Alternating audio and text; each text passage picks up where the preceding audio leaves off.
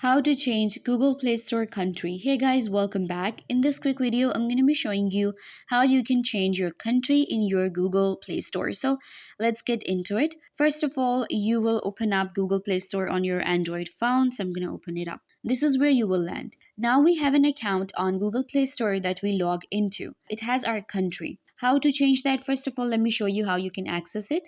You will click on your account at the top right corner. You can see we have our account name. Then you're going to select settings. In settings, you're going to select the general here.